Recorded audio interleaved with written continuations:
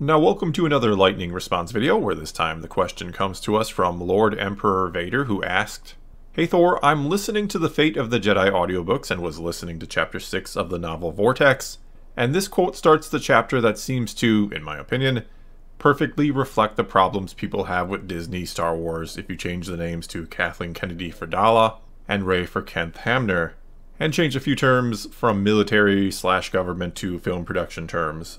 Note the punctuation will be off because I am listening to the audiobook and I'm assuming where it will go, but the quote is exactly what I heard and I triple checked it." Okay, and though I trust you did a great job transcribing this, I'll just grab my copy of the book off the shelf and quickly read the passage in question, and I will try to do this rather quickly so we can kind of get to the meat of the discussion. Kent Hamner should have never taken Luke Skywalker's chair at the council meeting, not because he was unworthy of it, but because Jedi were not soldiers. They honored beings rather than rank, and if a leader expected to command their obedience, he first had to win their respect. Kent saw that now, and he knew it had been a terrible mistake to claim the trappings of Grand Master before proving that he deserved them.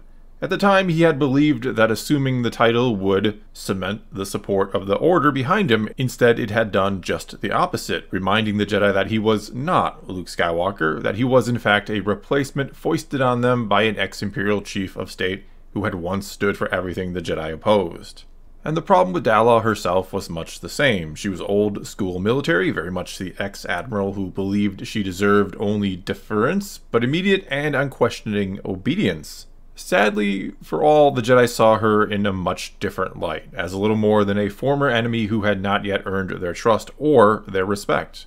The combination was a recipe for the disaster it had become, and Kent could see in the hard faces around him that Han Solo's inability to win a graceful victory had only pushed matters to the brink of cataclysm. Alright, so I don't know that we really need to go too much into context here, even if you've never read the book or don't know the story at all. I think you're probably understanding what's being implied by comparing this passage to Kathleen Kennedy and Rey, or why or how this could relate to them with just a few word changes. And what this really all comes down to is having to earn respect, and that sometimes the more you demand it or try to claim you deserve it simply because you are given a certain role by some circumstance, especially when replacing someone who had a great deal of respect, well, the less likely you are to actually get any of it, and the more likely you are to actually get something more along the lines of the opposite. And just like Kent taking Luke's spot after he was essentially exiled by Dala, Rey taking Luke's spot after being insisted upon by Kathleen Kennedy that she must be accepted by all as the new iconic hero of Star Wars without first worrying about making her a great character that indeed could, I don't want to say take Luke's spot or replace him, but could be someone worthy to be the next iconic hero of Star Wars, to follow in his footsteps, if you will, that had earned it through her actions and overcoming adversity in story. Anyway, just like with Kent in the book, Rey in this role of prominence has not been well received by many fans as this sort of replacement for Luke that we must accept, and has gotten plenty of backlash instead. The same way, even though most of us haven't seen the film yet, many are rejecting the idea of Phoebe Walker-Bridges' character in the upcoming Indiana Jones and the Dial of Destiny taking over for Harrison Ford in the franchise, or being the next Indiana Jones. And Kathleen Kennedy did say that such a thing was entirely possible, that she could take over as the titular character of the franchise, though she claimed no plans for it were currently in place, even though, yeah, many have assumed this has been the game plan with the film all along, to keep the franchise going with a new female lead, which would almost certainly end in disaster. And before someone wants to run to the comments and say anyone who doesn't want this must be sexist for not wanting to see a woman be the next Indiana Jones, do keep in mind that after Kingdom of the Crystal Skull, no one wanted to see Shia LaBeouf try to fill the legendary character's shoes either, or perhaps I should say wear the hat. He was rejected too. And it obviously had nothing to do with his gender or anything like that, but mainly because, well, for one, he wasn't exactly a great character.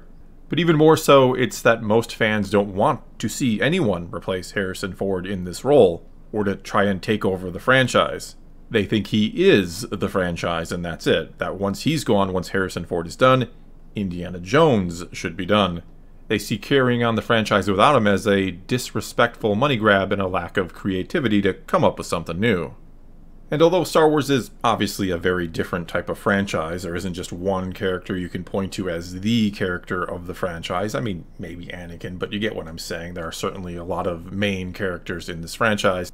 But anyway, many people feel that the way Luke Skywalker was handled was disrespectful to the character and the fans who loved him, and that it was done mainly to prop up a new character for them to be able to sell and make a point with, that being Rey, that she didn't earn her place and instead just took it from Luke. And if you questioned it at all or weren't happy about it, you must just hate women or think they don't belong in Star Wars. That's the defense they basically went with, which is somehow, at the same time, both a brilliant and asinine stance or approach to take. Because implying that your character is above reproach because of what they represent, and then having many willing to go to bat for you and defend her, especially in the media, well, it's kind of brilliant, right? You don't have to take responsibility for making a bad character or movie then. You can just blame the fans for not liking her, and for not liking her for all the wrong reasons. And then also for why the movie didn't make as much as it would have if the fans weren't terrible people.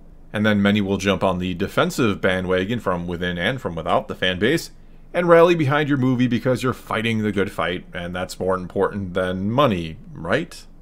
Which I do think is the case for some, because as I've talked about before, I think that for many in Hollywood, many in the business who make these films or finance them, they do indeed only care about money or primarily about it. I think they see the push for more diversity as a means by which to expand their fan base or customer base, that they don't actually care.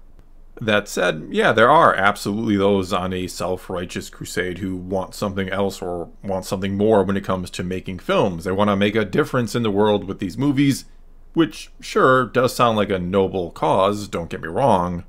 But the problem is, this mission becomes so important to them that Star Wars itself, for example, becomes secondary at best. They see Star Wars as something they can use to further their agenda, rather than something beloved by millions of fans for simply being Star Wars. For being this thing they have loved and supported for maybe most of their life. Not to mention spent a whole lot of money on along the way.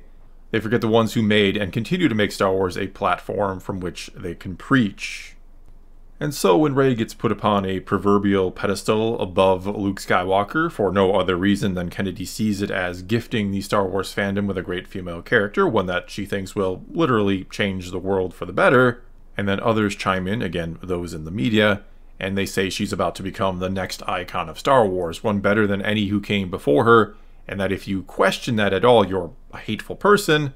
Well, sure enough, she gets rejected, not because fans hate women or because they don't think there was any potential with her from the start. Hell, I've said many, many times before that Rey was handled near perfect for the first third of the film or so. Well, she gets rejected because we're told she's supposed to get respect without first earning it. She's sitting in Luke's chair without earning her place first, and we're told this is your new hero of Star Wars. If you don't like it, there is something very wrong with you. And so we've watched Star Wars change to fit the needs of those who have no genuine respect for it or for the story, for those who do not love it the way we do and have, but who only love what they can gain from it.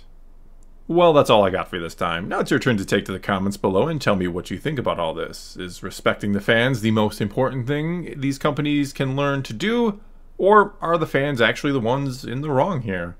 You can also feel free to ask a question for a future lightning response video. But whatever you decide to do, leave a comment below and let's talk some Star Wars. And until next time, thanks for watching.